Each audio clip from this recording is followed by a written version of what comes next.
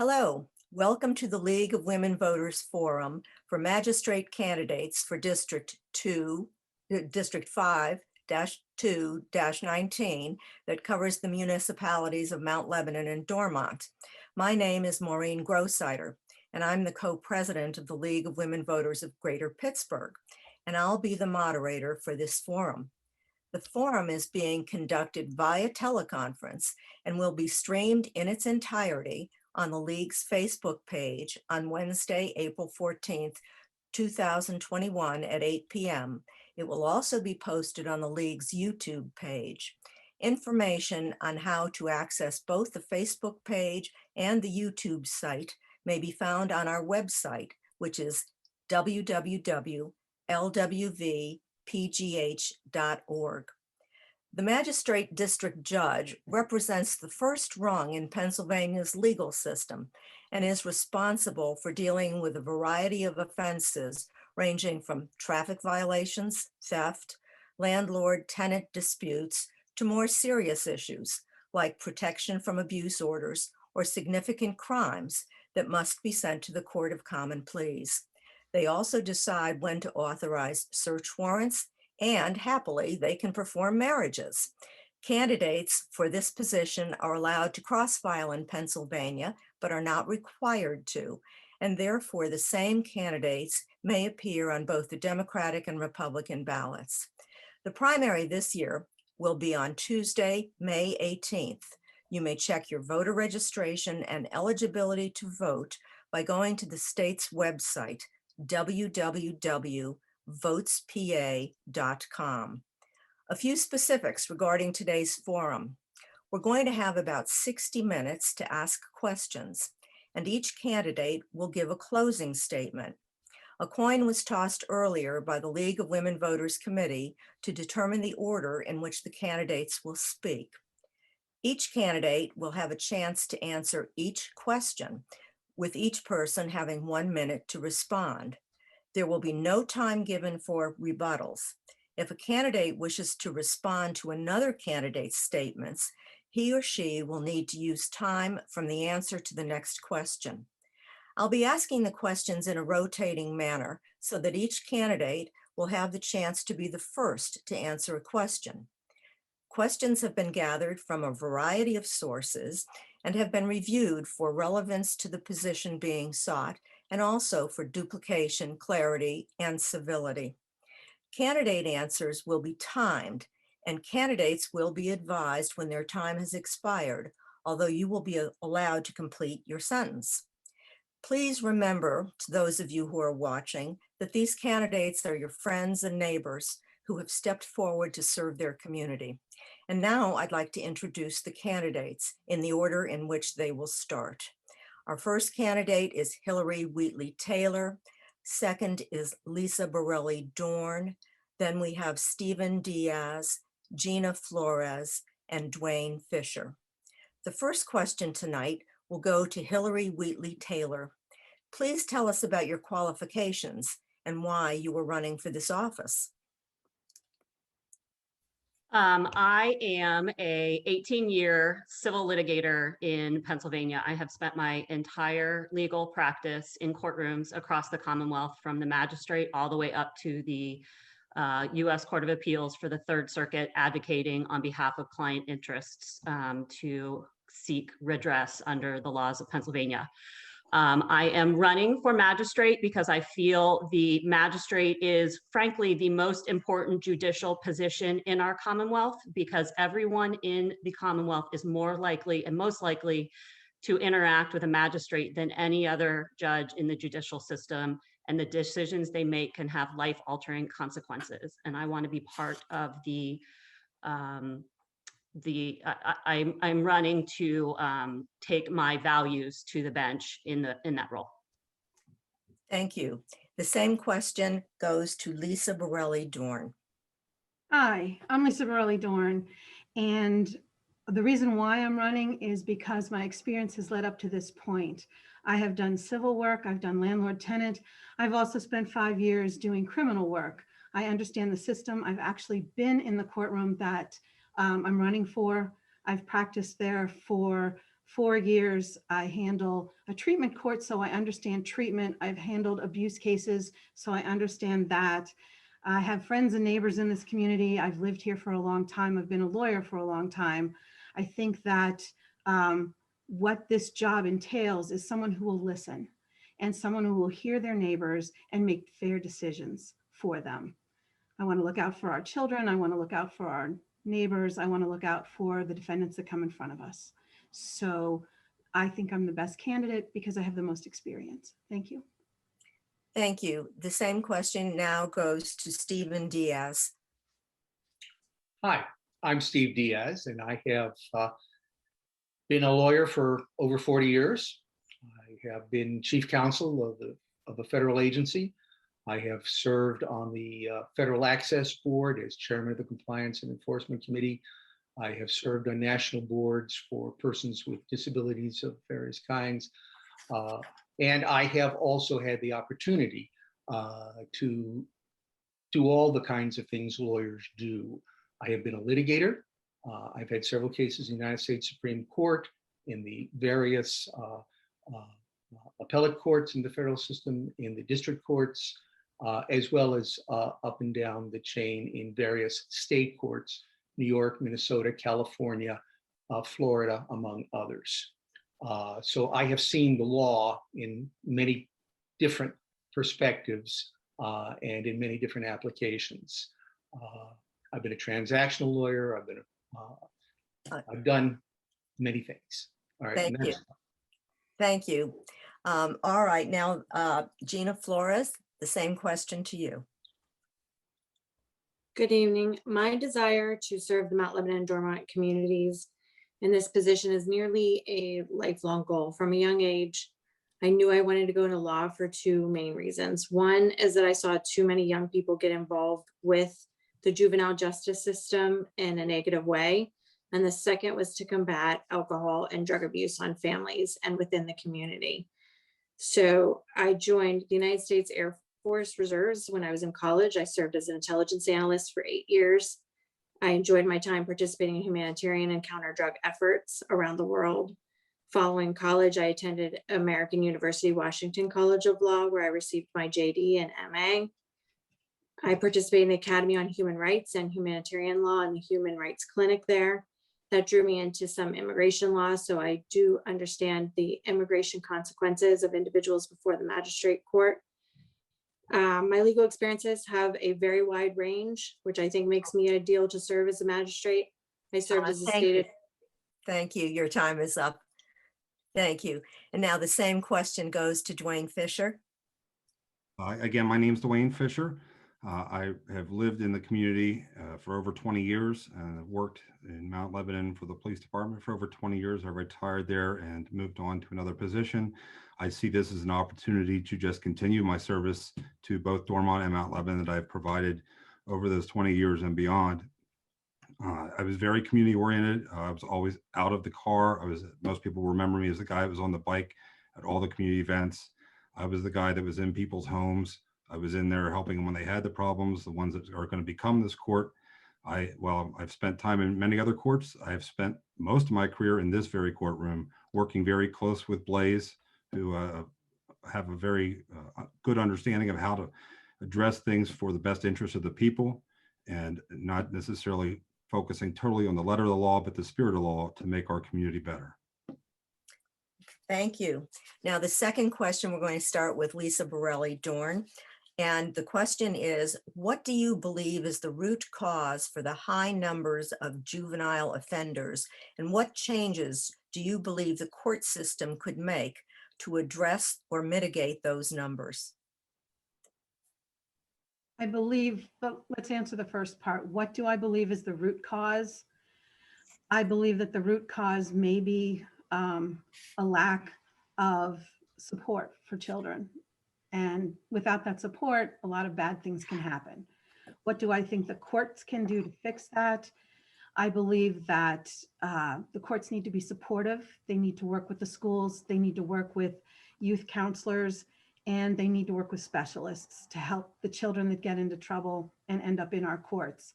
We also need to look at other things that are outside the office, such as support for food, because sometimes when you're hungry, you do things that you wouldn't do otherwise. We also need to look at helping them with their education and after school events and just neighborhood support. Thank you. The same question now goes to Stephen Diaz. Well, there are many causes, of course, and as a community, Mount Lebanon, Dormont are communities in which families have lived for generations. Families know each other. They know each other's children and the like. And I believe that it's very important that we foster that village sense and that participation and that co-sharing of responsibilities. And that means everybody's looking out for all the kids. And I believe that it's very important, as Lisa pointed out, that the magistrate deal with the schools, deal with the principals, and actively seek out ways of communicating, cooperating, and collaborating so that it's not a sudden break. Coming to the magistrate shouldn't be going into a whole new realm. So the same question to Gina Flores. Okay. So I think the cause can be various, the same causes behind truancy. I think the solutions need to be rooted in multiple venues and have participation throughout the school district, the court system, the police department, the families, and have everyone involved in sort of a joint venture to really help the juvenile justice system and the families themselves deal with whatever the underlying issue really is. I've had experience as a foster parent and working on being an adoptive parent with trust-based relational intervention. And that's a therapeutic model that trains caregivers to provide effective support and treatment for at-risk children. So TBRI has been applied successfully in a lot of courtrooms, and their main focus is connecting, empowering, and correcting. And so I believe that implementing those in the courtroom would be beneficial to those juveniles.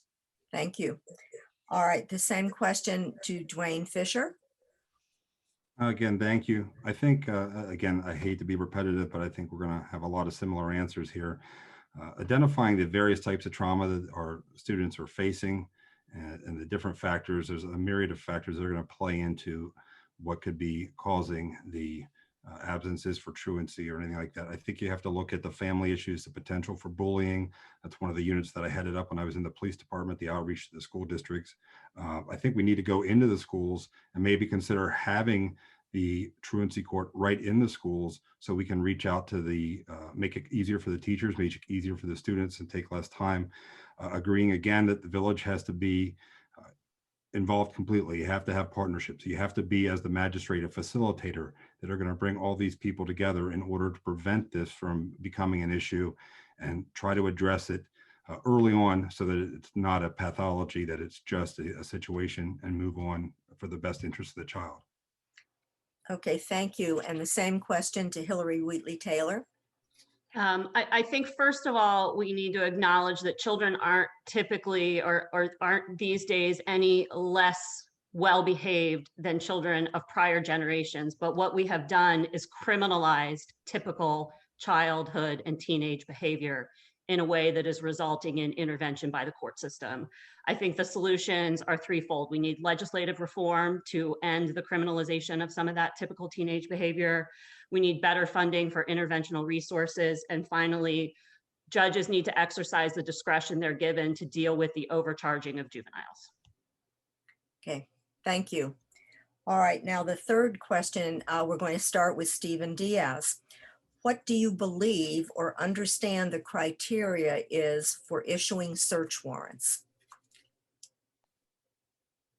Well, we're not going to do the class in criminal procedure, are we? But the elements of due process are well established in the cases. And of course, one of the things that I have had the opportunity to do as Deputy City Attorney of San Francisco was to represent the city and county and its officers, including first responders, firefighters, peace officers, and police officers of various organizations. And probable cause, we all know the buzzwords, and it's a question of having had experience in the application of those concepts and knowing how to ferret the facts and the circumstances, and to understand, as each of these candidates has said before, what brings a particular defendant to this moment. Thank you. The same question now goes to Gina Flores. I believe that a warrant must be issued by a neutral and detached judge. And so I think that's important, that the judge is always going to remain that way, in a neutral position and be able to make that decision, and that the officers must show probable cause and believe that the search is justified. So I think you have to hold the police force accountable and the judges themselves. And if that's you, then you have to hold yourself accountable as well to make sure you're maintaining that and holding everybody to the standards. Okay. All right. You had just hit 25, so. Okay. Okay, now the same question goes to Dwayne Fisher. Thank you. Again, at the risk of sounding crazy with the buzzwords here, it has to be a neutral and objective person. I've had the opportunity to actually, as a shift commander and a division commander for the police department, review search warrants before they went to the magistrate for the proper context, the proper material, that the probable cause was present, that the basic standard that a reasonable person believes that a crime is committed and this person committed the crime, that this is necessary for the advancement of the criminal justice process. So I have had the opportunity both to serve warrants in this court. I have approved warrants before they've gone to the court to make sure they were good enough to be and meet the standard, so that they weren't kicked back by Blaze at the time, and we were able to be as efficient as possible for the court and for everyone involved. Thank you. Now the same question goes to Hillary Wheatley Taylor. At the risk of sounding repetitive, I'd like to say ditto. Neutral, impartial, objective judge who actually reads the probable cause affidavit and evaluates it for probable cause without assuming that he or she can trust the affiant to have made truthful and complete statements, and that every search that is being requested and every location that is being requested, that probable cause exists for all of it, not just one, but every single element or location that is being sought. Probable cause must exist. Thank you. Same question, Lisa Borelli Dorn. Thank you. In my job as an assistant district attorney and primary person who handles the animal cruelty issues, I approve many search warrants to be submitted to the magisterial district judge. There has to be probable cause. The entire story, for lack of a better word, a simple word, has to be in there. They have to explain why they want the search warrant, what crime they believe has been committed, and what they're searching for. If all those things are met, then I send it on to the magisterial district judge, who then approves it. So as the magisterial district judge, I would be looking for just those things, and I would make sure that they were there, and I would make sure that there was probable cause. Okay, thank you. All right, our next question, we are going to start with Gina Flores. Do judges have an obligation to improve public understanding of the courts? If yes, how would you suggest doing that? I don't know if they have like a legal obligation, obviously not, but I think a moral obligation to take on that position in that public role as an elected official. I would say yes in the affirmative. And I hope to definitely bring that to the office. And I think that's by just having outreach programs, by having a really robust website where people can get and access information, to having even just things at the library or different days within the courtroom themselves where community individuals can come in and you can explain things to them or the process, or have, if there's any particular concern within the community in that time, that you address that. Dwayne Fisher, same question.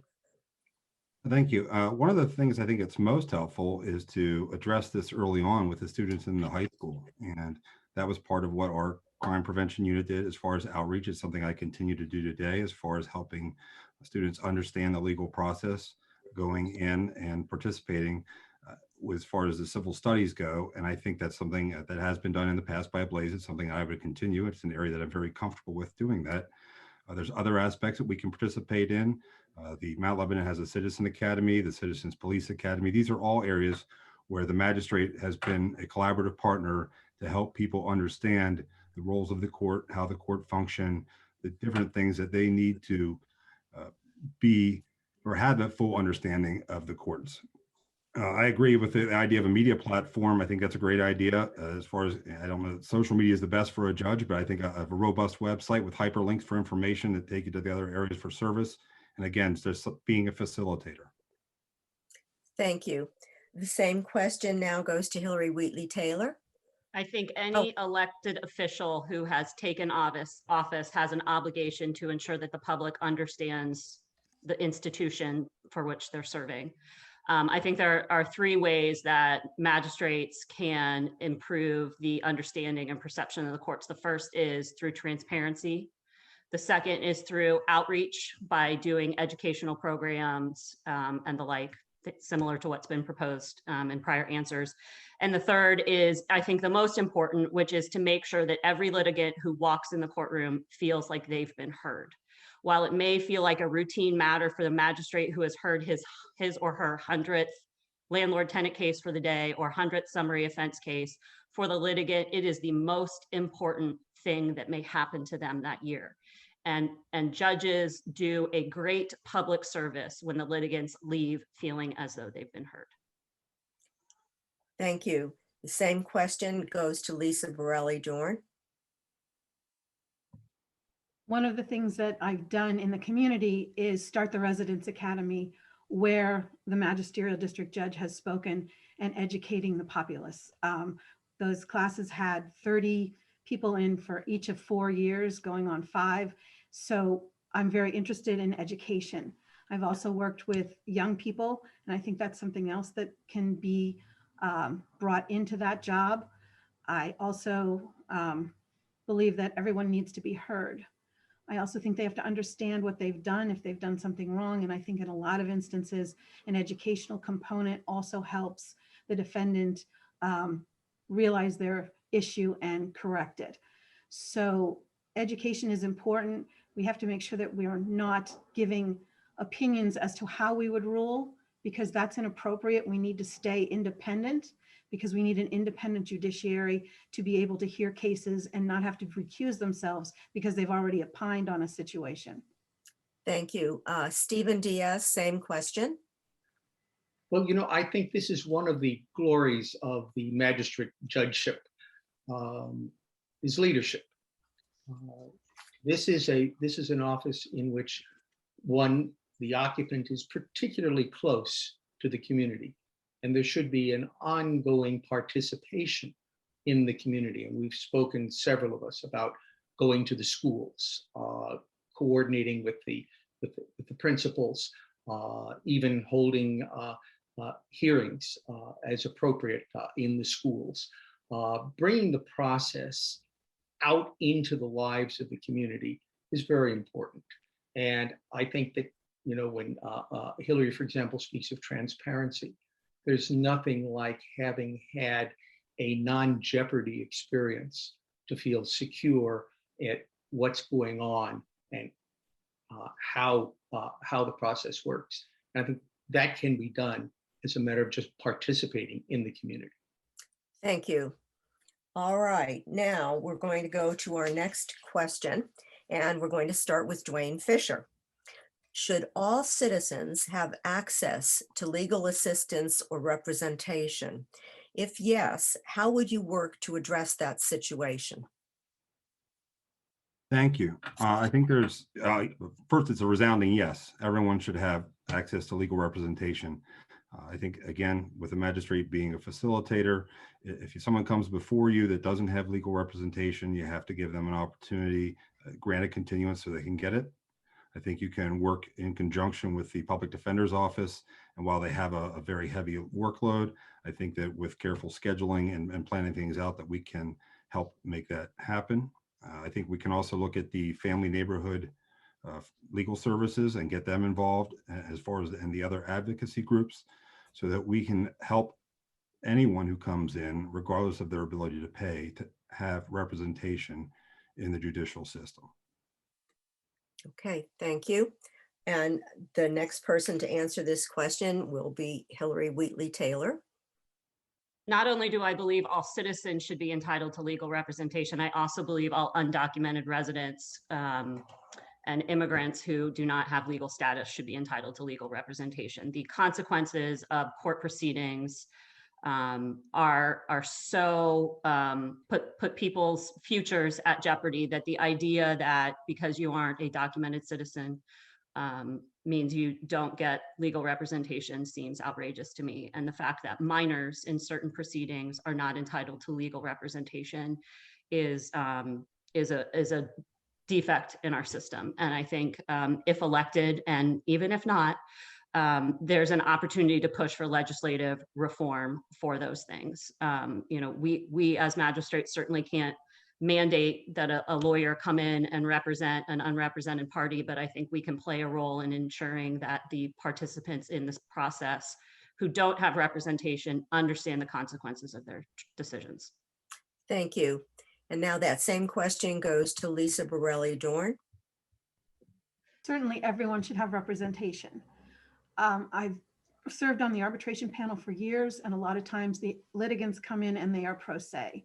And what helps them get through the case is to listen to them and bend the rules of procedure a little bit for them.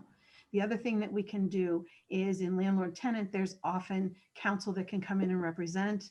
In a criminal matter, it's very easy. You give them a postponement, you let them meet with the public defender and see if they qualify. If they need a translator, the courts have that. I've done that a bunch of times as an ADA. I want to make sure that the defendant is well represented so that we can actually get to where we need to go. So oftentimes when I've served as the ADA, the assistant district attorney in Blaze's courtroom, he's asked the public defender to come in and step in, and that's been helpful as well. So absolutely, we should make sure people are represented, and I should do everything in my power to help that. Thank you very much. Okay, now the same question goes to Stephen Diaz. Well, I'm very sensitive to this question of representation.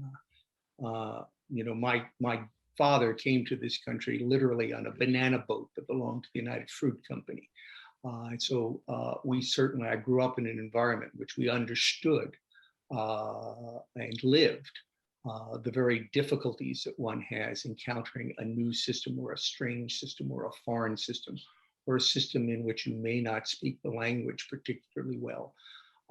And we do have, as a society, a number of tools that are appropriately called upon. And I think that any more in the modern era is tantamount to misconduct for a magistrate not to allow access to counsel for anyone who is brought on criminal charge. And that's what the institution of the public defender was created to do. And we need to foster that. Thank you. The same question now to Gina Flores. Yes, I do believe everybody does deserve to have counsel before them when they're appearing before court. I've dedicated my legal career to pro bono work, starting with the Sports Center for Child Advocates in Philadelphia. I was recognized for my pro bono hours at Morgan Lewis. Here in Pittsburgh, I've done a lot with Casa San Jose and represented a lot of immigrants and young immigrants in this community before our courts. So I believe it, I live it. And I think one way to encourage that is to also encourage those relationships with organizations like Casa San Jose, the Public Defender's Office, and maybe even within our own community, get attorneys that are here to encourage them to support pro bono work within our own magistrate. Okay, thank you. All right, now we're going to go to our next question, and we're going to start with Hillary Wheatley Taylor. Please name a judicial role model and explain your selection. Judicial role model would be the judge that I clerked for my first year out of law school, John C. Euler of the York County Court of Common Pleas gave me my first job. And he was the best kind of man and best kind of judge and best kind of lawyer that I feel like I am where I am today because of the year I spent working in his office. He was respectful of the litigants. He was respectful of the jurors and respectful of the system in a way that elevated everybody's conduct in his courtroom in a way that I hope to emulate someday. And I had the honor of teaching a continuing legal education seminar with him in November of 2016, and it was a highlight of my career. Thank you. The same question now for Lisa Borelli Dorn. Thank you.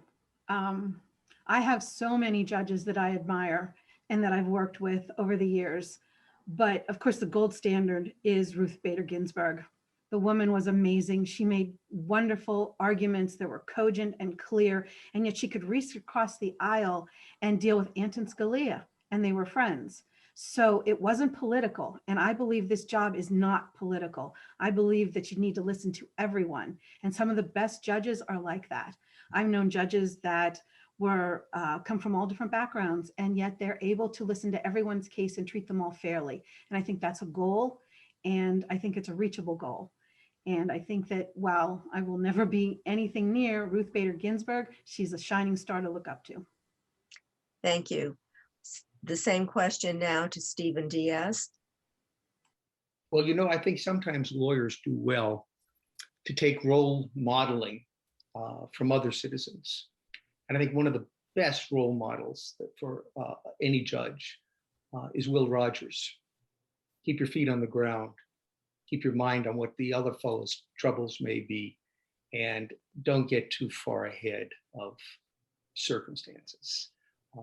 And I think it's really important, especially in a local court like the magistrate district court, for a judge to be well-grounded in the practical everyday life of the community, and to keep in mind this is not a bench, 10 feet in the air. This is the village court. This is our local community court, and it should be a place in which everybody feels that they're coming to talk Okay, with family. thank you. Thank you. Now, the same question to Gina Flores. Last year, my son asked me if I could meet anybody, who would it be? And my response was Ruth Bader Ginsburg. And that was the day before she passed away. So I've always admired her. I've seen her when I was in DC and attended Supreme Court proceedings. And so, of course, I mean, there's nothing really to be said. But locally, I really appreciated the work that I had with Judge Bush, because we worked very closely together on some special immigrant juvenile issues. And while I knew that some of the issues were new to the community, I really felt like she took the time to understand the overall issues of the individuals involved, of the attorneys, and what we were trying to do, and really facilitated that whole process. Thank you. All right, thank you. The same question now to Dwayne Fisher. Thank you. These have all been great examples. I don't know that I'm going to be quite as reaching as those, but I'd say my shining star in this situation is Blaze. He came from the police department. He came from the community. He was out in the community. He cared about the kids. When he got elected, one of the things parents got on and talked about was, my kid told me to vote for Blaze because of his involvement in the community, and I'm going to vote for Blaze. And I think that speaks to what the magistrate needs to be, what Blaze has done. He's out in the community. He's very humanizing. When people would come into his courtroom, he would say hello. He would talk to them, not like a number, but like a person, and be very genuine about it. He employed problem-solving strategies, and he was fair to everybody. And people still talk to about how he treated everybody this day. And I think that's a great goal to shoot for, as someone that's actually done the job here for going on 3 terms. Thank you. All right, now the next question, we're going to start with Lisa Borelli Dorn. What are your views on the need for more diversity on the bench and the manner in which the judicial system treats members of different races, sexual orientation, or handicapping conditions?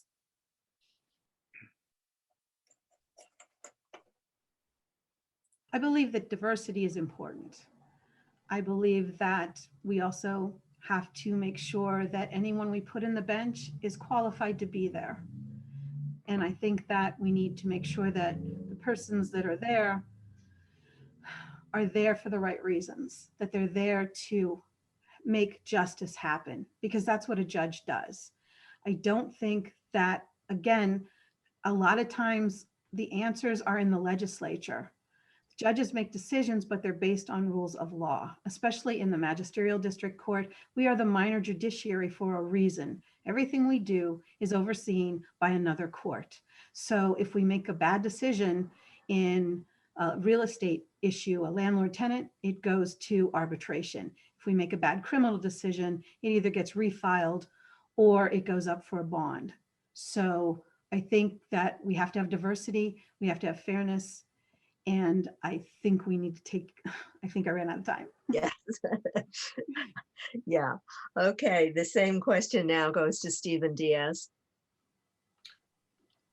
Diversity is always important. I think that Gina and I sit here as living examples of the opportunity. And in another sense, Hillary and Lisa represent, with Gina, diversity. It's very important because life is rich, but it's only rich if you understand it. And if you look for different ways of looking at things. And because when you look at things from different vantages, you come to understand them in deeper and different ways. Very important. Diversity is what we are about as a society. Look around you. Every day, things are more open, and that's the way it should be. Thank you. The same question now to Gina Flores. I believe diversity is critical. I think the members of the bench should reflect the members of the community. And so I do think that it is important to have more women on the bench. I do believe it is more important to have more Hispanics and Blacks on the bench, because I think that there's a unique opportunity for them to give back to those community members and to see things from a different perspective that everyone without those same experiences and coming from that same perspective have in that scenario. Okay, thank you. And Dwayne Fisher. Thank you. I think everyone, again, diversity is important. Everyone needs to be on an even footing, and there should be no disadvantage based on any type of classification when you come before the courtroom. You're a person, you're there to have justice rendered either for you or with you, or to help get through the process to be in a better place as far as both the individual, a victim if that's the case, and the community as a whole. I think you got to make sure that law is applied fairly. And I think being involved in the community, as I have been, building coalitions, pulling different groups and agencies together, like we did with the Safe Communities America, to get this area certified and recognize problems in the community and work collaboratively together, that we will be in the best shape. And again, just reaching out, making sure your blind spots are covered, and that you know everybody. Okay, thank you. And that same question now goes to Hillary Wheatley Taylor. Of course, diversity on the bench is important. I think that diversity in all areas of our culture and society make for a richer, more compassionate society as a whole. I think that our bench, like Gina said, needs to reflect our communities, and having diversity of experience, diversity of heritage, diversity of socioeconomic status, diversity of gender, sexual orientation, gender identity, all means we have a more compassionate judicial system. And when we have a more compassionate judicial system, we have more compassionate judges who can look at a situation and rather than impose traditional, what we would, historically consider traditional roles, having diversity allows for more open-minded enforcement of the law. Thank you. And now with our next question, we're going to start with Stephen Diaz. And here's the question. What methods for improving court procedures would you suggest, and how would you propose implementing them?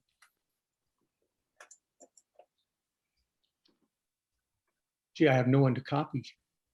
I'm going first.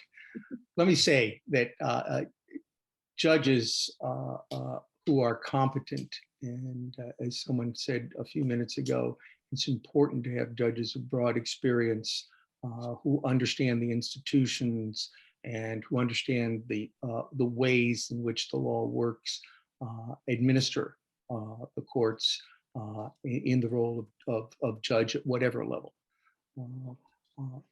And I don't think judges have had trouble finding reform.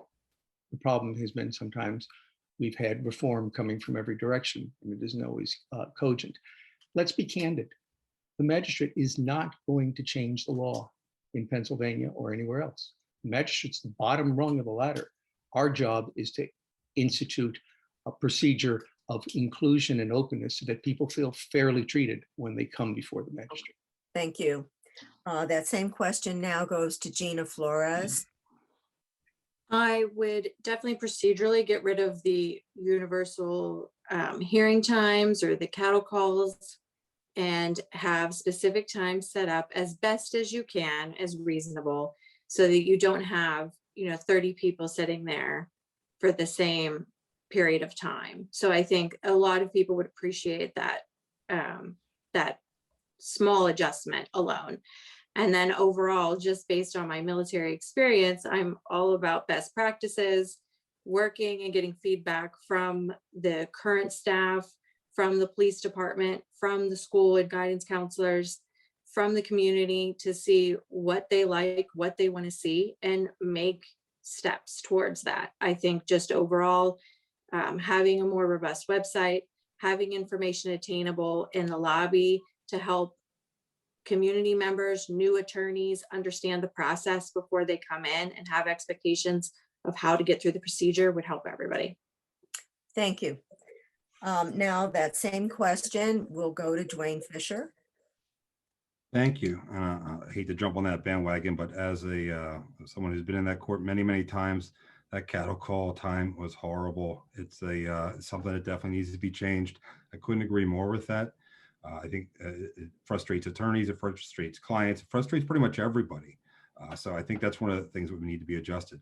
One of the things that Blaze did, I think, when, and again, it's got to be approved the hours by the president and judge, but moving times earlier, maybe having hearings at 7 a.m. so people can go before work, push them late in the afternoon to after work, coordinate and communicate with the school so that anything that involves children or juveniles does not require them to come out of classroom time, that we can work in order to have them come in outside of the session when they're in school, or maybe if there's like a study hall or something that we can work out. But I think there's different ways with scheduling. It's got to be key as far as the biggest thing, improving the process. Thank you. And that same question now goes to Hillary Wheatley Taylor. Two things. The first is that there is already a magistrate in Allegheny County who does a weekly night court session where he holds court from 4:30 to approximately 7:30 once a week to allow for flexible scheduling of his hearings. And if elected, that's item number one on my list of things to evaluate and discuss with staff and court administration to make that available so that members of our community are not losing an entire day's work or half a day of school for what might amount to a 15-minute court appearance. And secondly, if COVID has taught us anything, it is that the judicial system can run on virtual appearances. And I certainly hope that some of that flexibility that has been ingrained into the system in the last year can continue beyond the end of the pandemic for that same reason. People shouldn't have to miss an entire day's wages for a court appearance. Thank you. That same question now goes to Lisa Borelli-Dorn. So all the best answers have been given, and all the ones that I was going to say are there. Cattle calls are terrible. I agree. Earlier times are important. And honestly, I've done the Teams hearings in the magisterial district judge offices, and it's great. It's hard at first to learn, but it really frees up people's time. We had a case the other day that I was scheduled for 10:30. By the time the case was heard, it was 2:00 in the afternoon. Luckily, it was all done by Teams, so I was able to do other work. My witnesses were not tied up for the day. I was able to contact them so they could come in. There should be more virtual abilities to do this. And as we refine the virtual world, this may be an easier way for people not to leave their jobs, to take a 20-minute break out of their workday to attend their hearing for whatever, or to be a witness. So I like the idea of more virtual. I like the earlier times, and a night court does make sense. There is night court right now downtown, and a lot of Okay. cases go All down. right, your time is up. Thanks. All right. Thank you very much. All right, now we're going to start with Gina Flores with this question. Please explain how the rules of evidence should be followed in magistrate court. Mhm. I definitely appreciate the rules of evidence and the meaning behind them, but when you talk about being at the magistrate level and everything we discussed already about a lot of people not having counsel, some of the attorneys not being as familiar, or people representing themselves, then I think it is appropriate to bend some of the rules of evidence to accommodate for that. And I think that's usually what typically most magistrates do. Okay, the same question now goes to Dwayne Fisher. Thank you. Again, as mentioned, getting the appropriate representation for people or giving them the opportunity to get the representation is going to be key. I don't know that bending the rules is always a great idea. I think being flexible is, but I think, and you have to be an advocate and try to sometimes explain things a little bit more clearly to people in a more relatable term than legalese. I think with my experience, I'll be able to do that. Again, I've related to people that were CEOs down to the person that was unemployed. I mean, that's what I did as a police officer. I was out in the community. I helped people understand things, and I helped them get the information they need to proceed. As far as that's what you're gonna have to do as far as the rules of evidence at this level, is making sure that they have the proper understanding or representation to move forward and be as helpful as possible. All right, thank you. And now that same question goes to Hillary Wheatley Taylor. As it relates to the rules of evidence, my first question is it a procedural rule or is it a substantive rule? And if it's a procedural rule that grants the court discretion, I think that the use of discretion to ensure that the parties understand their rights and obligations and the consequences of their choices allow for some flexibility. But if a rule of evidence says shall, there is no discretion given to the court in those instances, and bending the rules is inappropriate. Okay, thank you. Same question, Lisa Borelli-Dorn. So Hillary makes a good point. Shall has to be shall, because the rules have to be fair to everyone. However, a lot of times in some of the civil matters, people don't have the right receipt, so that's not the best evidence. And I think in those instances, you can bend it a little bit if they, show that the canceled check instead of the receipt is what they have. I think there's a lot of wiggle room there, but I think we have to follow the rules as they need to be, as they are put there to be fair to everyone. That, I think, is the key of the rules of evidence, is to make the ground floor the same for everyone. Thank you. And now Stephen Diaz, the same question. Well, the rules of evidence are, of course, the accumulated wisdom of many judges in many places over a long time to establish what is reasonable, what is fair, what is right. However, judges are imbued with a fair amount of discretion. And again, this is a community court. It is up to the judgment of whoever is selected to be magistrate how justice will be dispensed in this town or in these two towns. And I think it's really important for the people as they choose for whom they will vote from this august panel. I would say, who do you trust to make the decision? Who do you trust to treat you fairly? That's the person you should vote for. Okay, thank you. And now the next question, we're going to start with Dwayne Fisher. Please describe an ethical dilemma you have faced and explain how you addressed it. Thank you. An ethical dilemma I have faced. Well, in the law enforcement world, there's always those situations that you do come across. I have faced issues with people where in their homes there was questions as to what they were doing, whether it was legal or not. In domestic situations, trying to help people solve problems. It's not always a real clear-cut situation. I've faced things as far as when it gets to ethical concerns, I try to get down, especially at this level, to doing what's right for everybody and trying to get to the best possible result, given the limitations I have under the law. And it's a challenge. You just never know. Each situation's just that individual, and it has to be checked on the merits of the situation and go from there. Thank you. The same question now to Hillary Wheatley Taylor.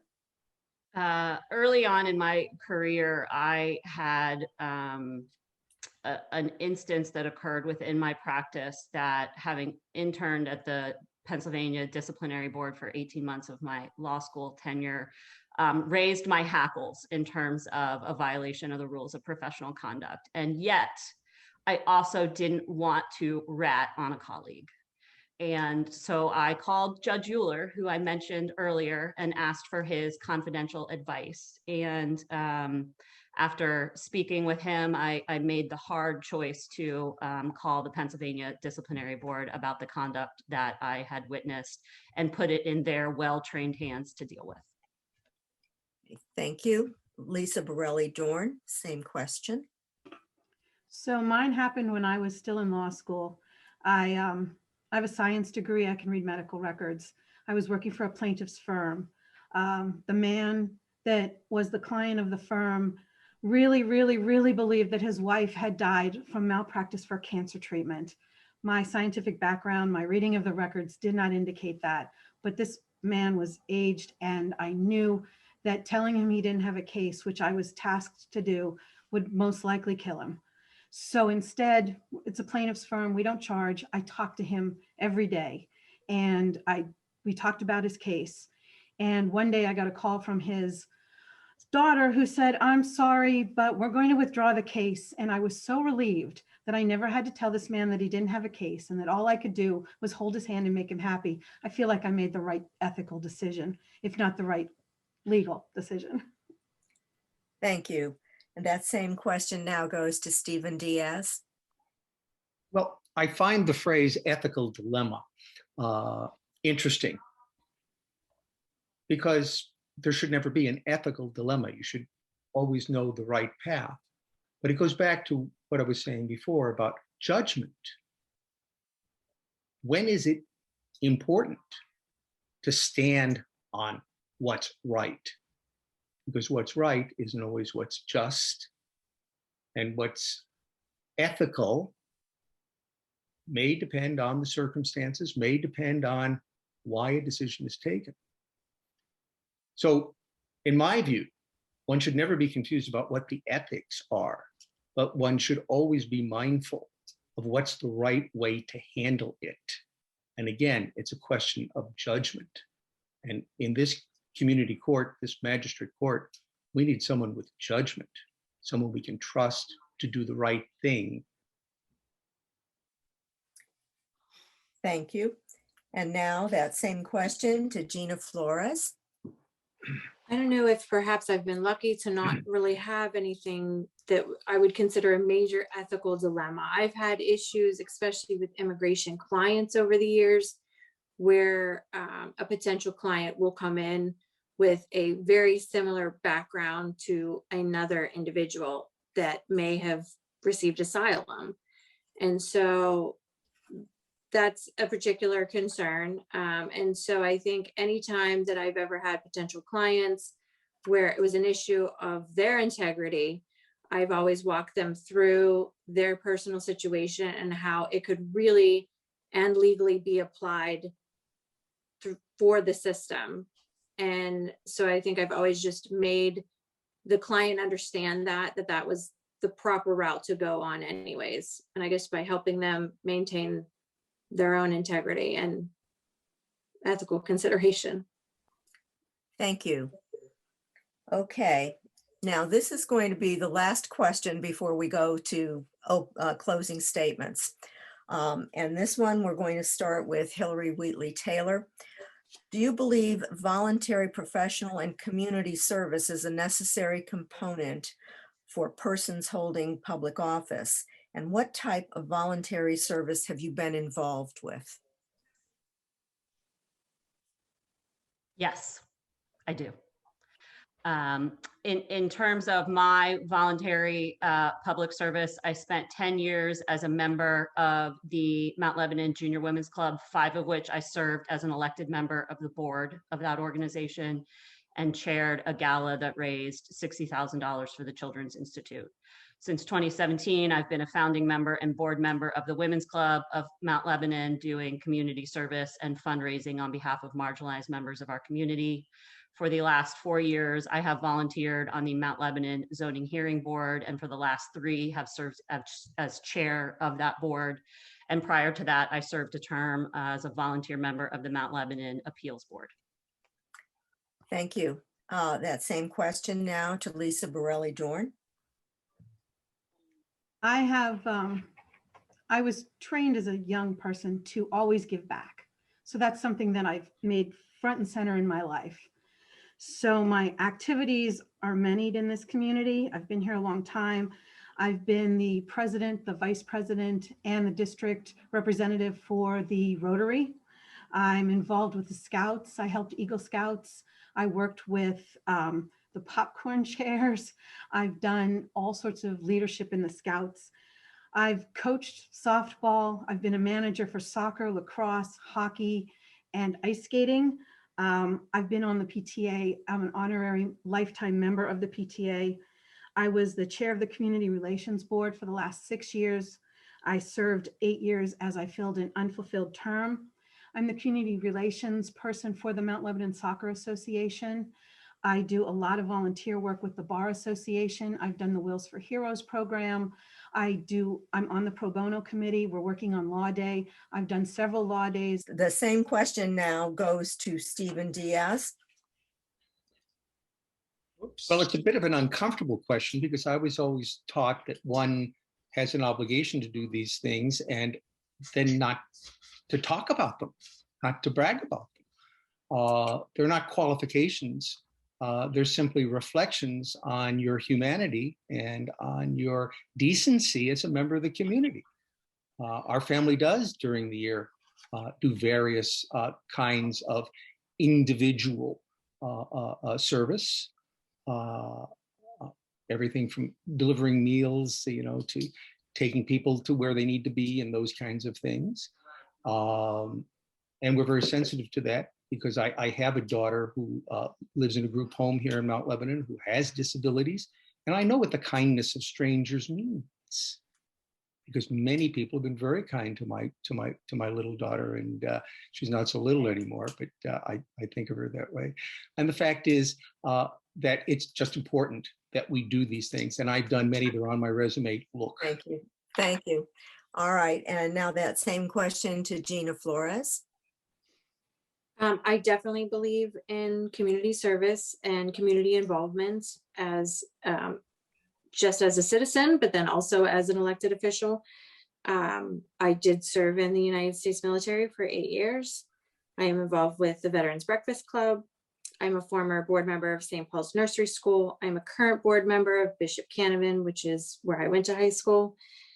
I am a former philanthropy director and current member of the Mount Lebanon Moms Network. I'm a member of the Mount Lebanon Junior Women's Club.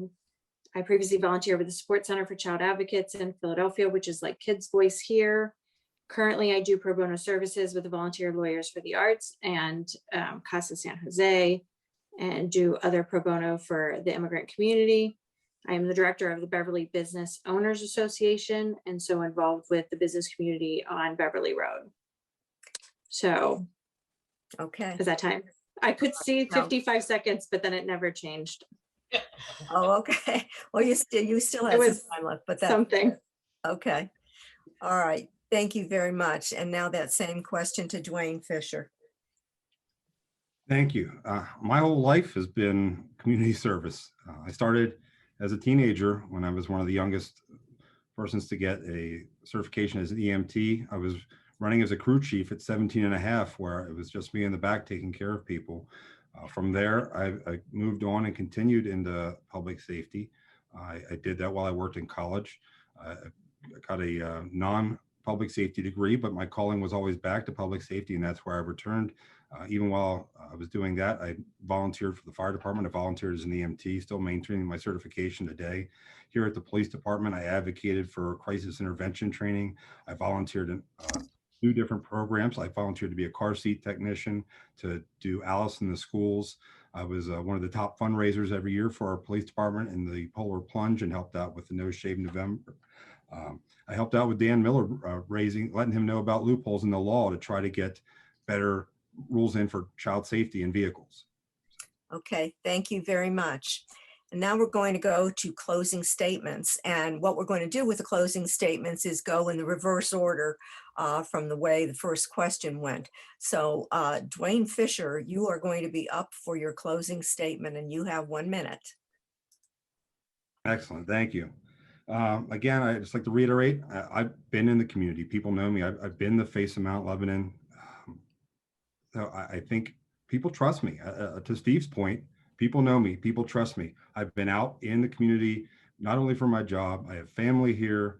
I wasn't an officer who lived outside the community. I was one of the few that always chose to be part of the community. I thought that was important. I think that's why people will trust me.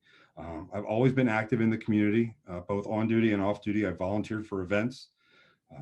I think I was always out. Again, people knew me being on the bike because I like to be out with the people, out of the cocoon of the police car where I could interact more freely. I was always in the special events for the parades because I enjoyed working with the people. I liked being there. And to the point that people trust me, I've had situations where people have come back after we've dealt with them and they were happy and they felt respected. And I'm just going to ask for your vote, and I think you can feel safe to be trusted. Thank you very much. And now we're going to go to Gina Flores for her closing statement. You have 1 minute. I believe that one of the best qualities a judge can have cannot be taught, but is either innate or through their own life experiences. And the best judges have the ability to see both sides, to see through to the truth, to determine equitable outcomes, and to be seen as fair and impartial. Any position I'm in, I have immediately wanted to make an impact and make things easier, better, more efficient. I hope to apply that by working with the existing staff, accepting feedback from attorneys, the police departments, and the community in this position. And I think my unique experience, which is specific to the magistrate role, and my life experience and knowing people with drug and alcohol addiction and understanding the impact of that in the community, makes me the best candidate. Thank you. And now the same for your closing statement, Stephen Diaz. You know, in the Jewish community, we have a phrase called tzedakah, which is basically giving alms, giving something back. And after a long and successful career, my wife and I, who have been very blessed, feel it's time to give something back to the community. And this office presents an opportunity to do that. I'm not going anywhere. My resume is full. I'm not looking to make money or to add pensions or to do any such thing. I'm looking to be an active, constructive, trusted member of the community. Someone out there to exercise authority responsibly and compassionately. And I'm asking for everybody's vote because I believe that I have the most experience and that I have a great deal to give and that I am the most eager to do it. Thank you. And now we're going to go to Lisa Borelli Dorn for her closing statement. Thank you. Of course, I'm going to humbly ask for your vote. The reason why I want your vote is because I've been an integral part of this community for a very long time. I've raised 3 children here. I've been active in all sorts of programs that benefit the community, things that the kids like, the sports. I've been active in legal matters. I've also practiced in both divisions. I've done criminal law. I handle I believe in compassion in the law. I handle a treatment court with a 92% success rate. I handle animal cruelty, which breaks your heart. I understand people's needs. I've held victims' hands. I know how to take care of people. I know what the community needs, and I think I would be the best person to get your vote. Thank you. Thank you. And now Hillary Wheatley Taylor for your closing statement. Thank you to the League of Women Voters for organizing tonight's forum and to my fellow candidates for this civil and interesting conversation. I'm an experienced professional who has a deep respect for and understanding for the law gained through nearly 2 decades in the courtroom. My life experience gives me a unique perspective that can only benefit those who might come before me as magistrate. I will approach each person as more than their worst choice or most shameful story. If elected, I commit to fully hearing all who enter my court as litigants, victims, or defendants, and solving their problems in a fair manner. The messages of my campaign have resonated with voters, and I believe that what I have to offer this court is why I have earned so many endorsements, including from Unite and the Labor Council. I'm honored to have a wide coalition of organizations and volunteers working for my election. I'd be honored to earn your vote, but whoever you choose, please exercise this most important right that people have fought for by voting in May. Thank you. On behalf of the League of Women Voters of Greater Pittsburgh, I'd like to thank all of you for participating in this forum. I'd also like to remind voters who are watching that you can obtain information about all the races on your ballot by going to vote411.org, entering your street address, and the ballot for your specific area will appear. The primary is May 18th. And a reminder, there are a number of questions on this year's ballot that all Pennsylvania voters, regardless of party affiliation, may vote on. These concern amendments to the Pennsylvania Constitution, as well as some Allegheny County issues. So please be sure to get out and vote on May 18th. Thank you very much for your attention. This forum is the property of the League of Women Voters of Greater Pittsburgh and can be found in its entirety on the League's Facebook page and on our YouTube account. Thank you and good evening.